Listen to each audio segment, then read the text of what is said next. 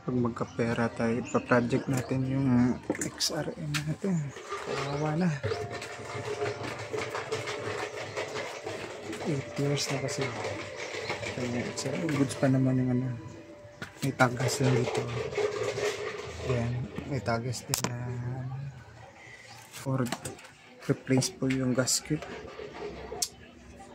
Kakarwas natin to. Dumi ng XRM natin. Tagal na.